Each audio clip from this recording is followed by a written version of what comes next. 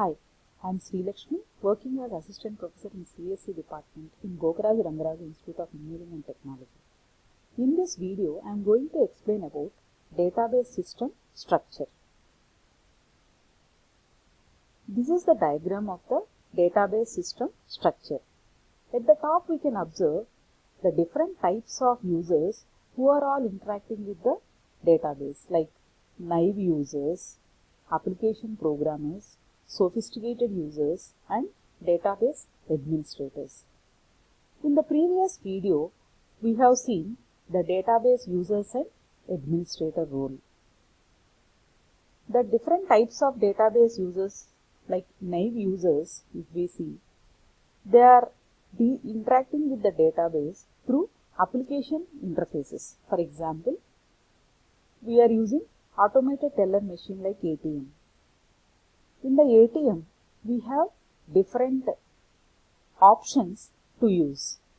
So, as a naive user, I am unaware of what is actually happening in the database, that is the inner details of the database I am unaware of. I will just use the keys for my operation, like withdrawal option, then balance amount checking. Such options I will use. This is how I interact with the database as a naive user.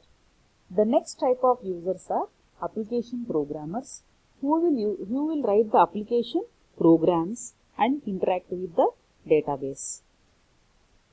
The third type of users are sophisticated users like the analysts. These people interact with the database through the query tools. The last type of database user is database administrator. The database administrator will also use his own tools for interacting with the database.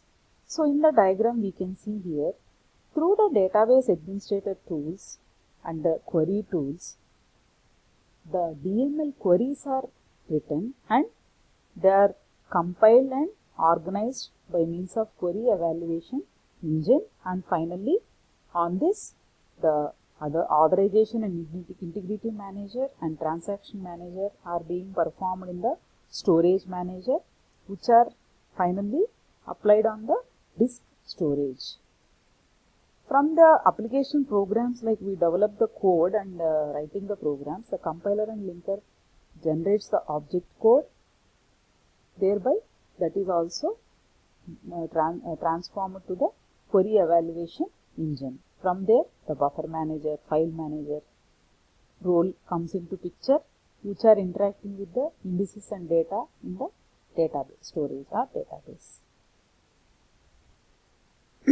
The functional components of the database system are broadly divided into storage manager and query processor. In the diagram we can see this is the part of the storage manager and this is the part of the query processor with respect to generating the queries and compilation, linkage and query evaluation, that is like performance improvement.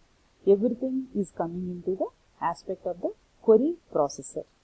With respect to the storage, like buffer manager, file manager, all the different types of management operations are being coming under storage manager.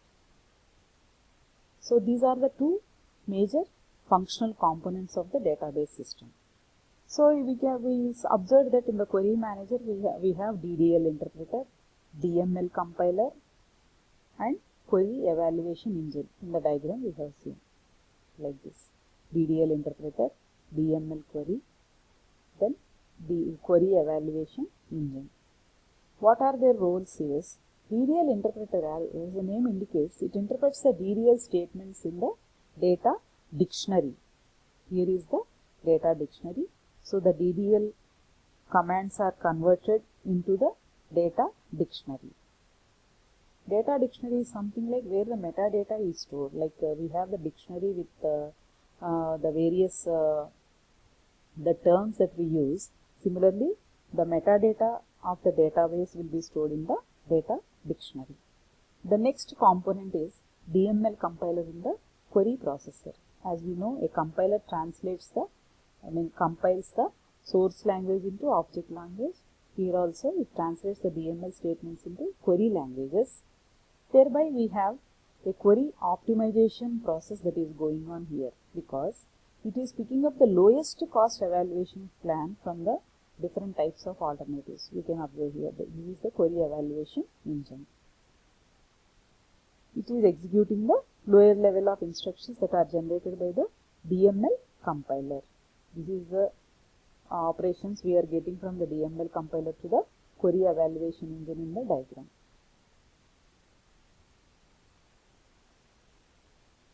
Now I will be explaining about the storage manager component. In the previous slide I have explained about the query manager. Now I am explaining about the storage manager. The storage manager is a program module that provides the interface between the low-level data stored in the database and the application programs and queries submitted to the system. In the diagram, if we see, this is the part of the storage manager between the queries that are generated to the database. It is acting in the middle, storage manager.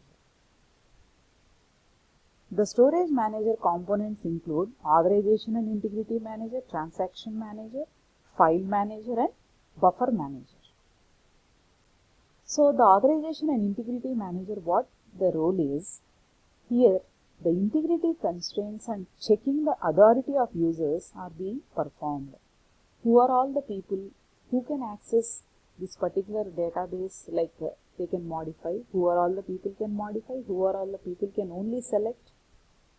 Such type of restrictions are managed by the authorization and integrity manager. The transaction manager is dealing with what is the consistent transaction and what is inconsistent transaction.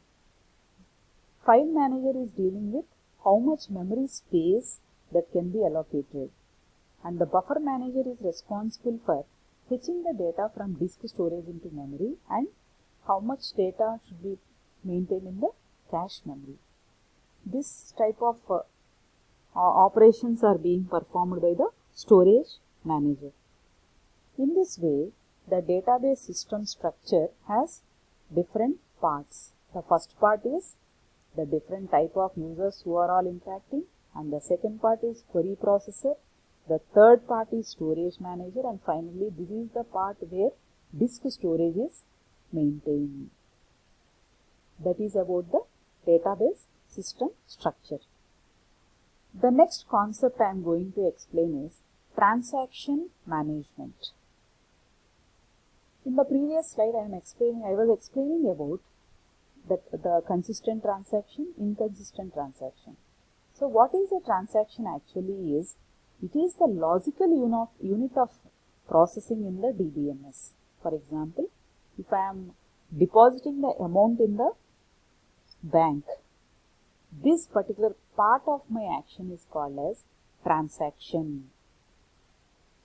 All types of database access operations that are held between beginning and the end transaction statements are considered as a single logical transaction. We will write it as begin and we will write read A. A is equal to A plus 100. Write A. Commit. Such type of operations we do on the database. So between the begin and end statements, the entire access operations, we call it as a single logical transaction. So as long as the database is committed, it is only in an inconsistent state. Once we commit, then only it is coming into consistent state. For example, we can see here, initially we will begin the transaction. After that, the read or write operations are performed on the database.